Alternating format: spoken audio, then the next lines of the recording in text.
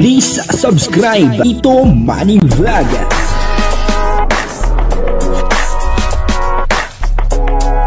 Payagan po si Tito Manny Vlog na mag-reactor para pambiling gamot sa kanya pong karamdaman. Wala masyadong records ng ng away. Beyonce, nagalit nga ba dahil yung kanyang sasakyan ay nabangga?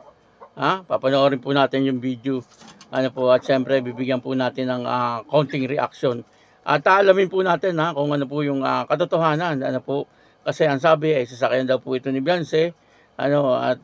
Sabi nga po ay kung nagalit daw kasi yung kanyang sasakyan ay nabangga daw po At bigyan po natin yan ng konting reaction. Pero bago po yan, ako muna po bumabati sa inyong lahat ng magandang umaga, magandang tanghali at magandang gabi sa inyong lahat mga kapatid. Kung saan man kayo ng panig ng mundo naroon ngayon, ay mag-iingat kayo palagi at pagpalain kayo ng ating Panginoon.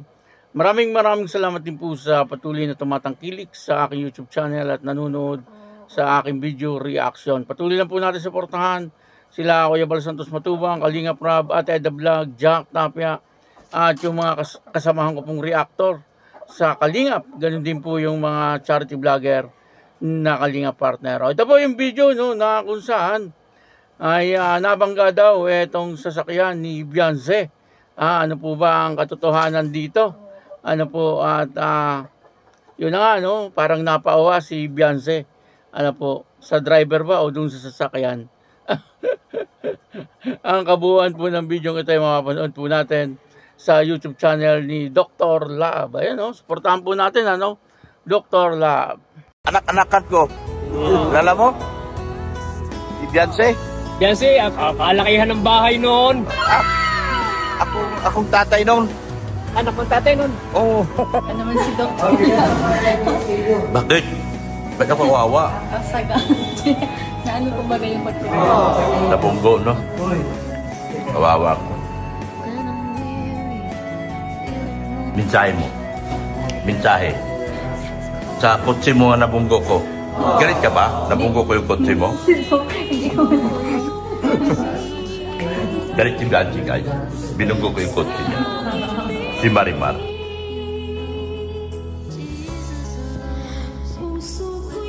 Kawawa naman si Dr.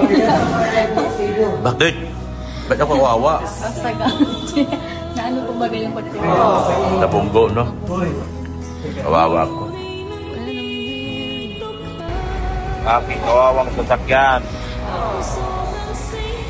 Sana maliit lang ang damage. Parang maliit man lang ang damage, di man tinamaan ni Reo. Di ba na damage? So, buo pa rin ang kaso.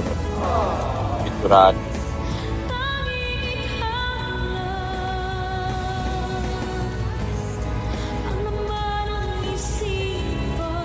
Diyan kami nadali kagabi. Sir,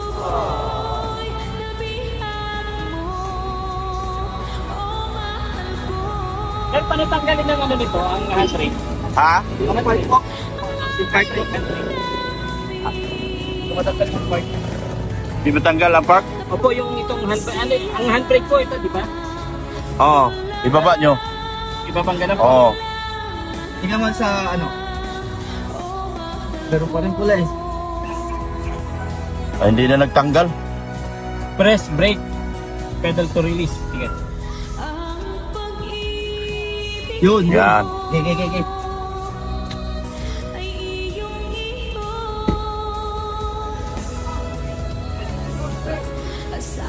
Yan.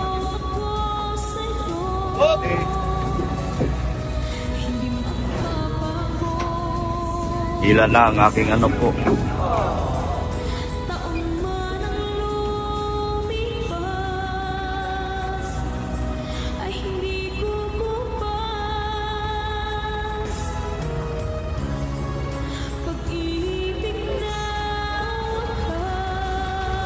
Ang magsisisya ka kailangan yung bukang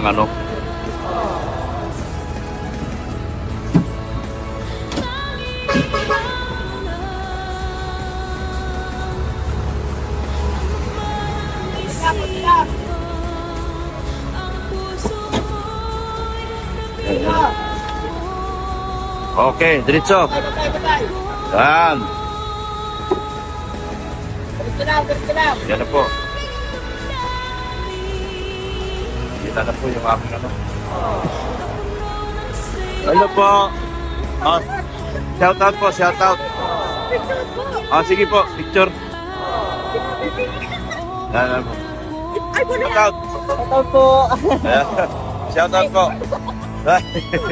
Tita sa Facebook. Yeah, shout out. Shout out nyo. Taga Timunan, Quezon. Kami pong tabugon. Tapugon? Ay, taga Tapugon kayo? Okay. Kayo, Tapugon din? Lagi kami napapanood mga tapikol daw po eh. Sige, salamat po. Salamat po. Idol ko lagi dito. Salamat po sa inyo. Okay lang.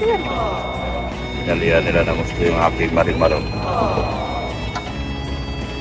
Marimar, pinalihan ng gusto. Wala eh, talagang aksidente po talaga. Walang may gusto po eh. So, konti lang naman ang damage. Bumper lang saka yung hood. Siguro yun ang jeton.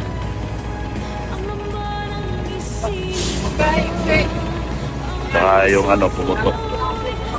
Airbag.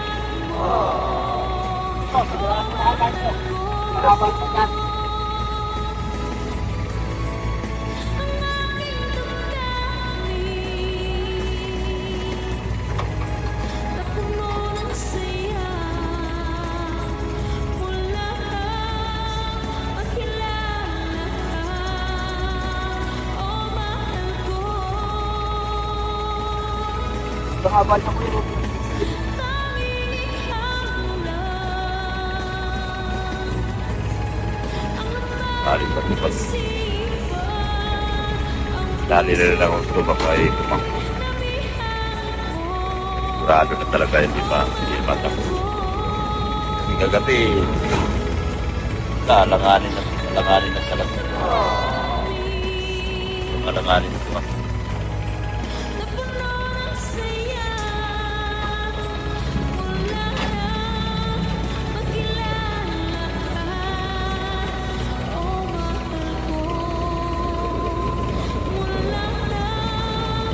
Sana magawa din po kagad. Pagkuha, na hindi malitan, hindi ganun kalaki ang damage po. Salamat po ng marami. Panood po natin yung video, no? Dito nga po ay sabi ni Dr. Love kay Beyonce ay nabangga nga daw po yung sasakyan ni Beyonce. At natanong niya po kung galit etong si Beyonce. Ano po ba ang katotohanan dito? Ang pagkakaalam ko po ay hindi naman po. Nagjo-joke lang yon si Dr. Love. Kasi yung sasakyan na yon ay kay Dr. Love po yon. At talagang dito ay napaawa etong si Beyonce kay Dr. Love. Siyempre, kung ituring nila si Dr. Love ay kapamilya na rin nila. Kumbaga parang ama ni Beyonce kung ituring etong si Dr. Love. Kaya nandun po talagang napaawa po siya kay Dr. Love dahil po doon sa nangyari. Ito po ay noong papunta po yata sila ng Manila o pabalik na sa may parting Atimonan. Doon po nangyari. At doon nga nakita niyo po medyo talagang pinagkaguluhan din si Dr. Love. Marami po ang nagpapapicture sa kanya at kilalang-kilala nga po etong si Beyonce. Grabe talagang kahit saan lugar kilala po etong si Beyonce. Nung tinanong nga po ni Dr. Love doon po sa isang naandun na nagmimiron ay kung kilala nga daw po yung kanyang anak-anakan na si Beyonce, ang sabi po ay oo, kilala ko at malaki na ang bahay ngayon ni Beyonce. Yun po ang sabi niya. Kakatuwa naman na talagang si Beyonce ay sikat na rin at may po yan billboard si Beyonce dahil po doon sa Velvet Box kaya dito ay makikita po natin na kahit saan lugar ay talagang kilalang-kilala etong si Beyonce. Dito ay nakita din po natin na napaawa talaga etong si Beyonce kay Dr. Love dahil po doon sa pangyayari. Sana ay wala naman po masyadong sira etong sasakyan ni Dr. Love upang sa ganoon ay magawa kaagad.